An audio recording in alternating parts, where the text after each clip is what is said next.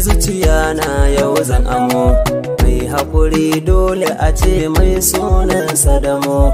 A jakar sanki a kaina yau na kinkimo, mashahurin hamshakin gwarzo kake da zamo. Da na boye sanki cikin raina yau dan fitar, in na bari na ga alamun ni zai illatar. Ni da mara a kanki komai ni zan aiwatar, ko na wani aguna a kanki ni zan iya salwantar. Ki yarda da ni bani amanar kanki masoyiya, dan jure wuya daɗi domin ki dariya.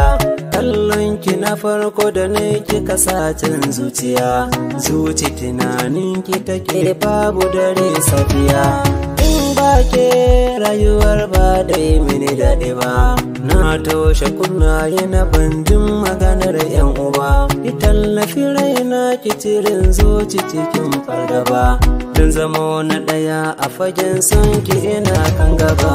Idan kin ka aminta farin ciki ba da misaltu ba, sabani akasin haka hawaye a ido da zuba.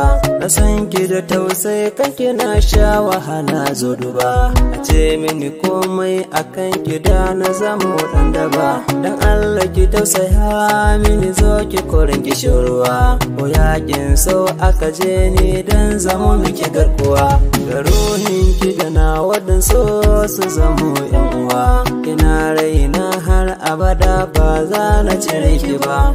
Zana tariraye ki a so ba za ki wahaltu ba, sun da nake miki ya zarce tunani na bai boyo ba. Ki ɗaya na saka cikin raina watan ki ba don so ta ba. Ahmad Jabi masoyin ki zo na ganki masoyiya.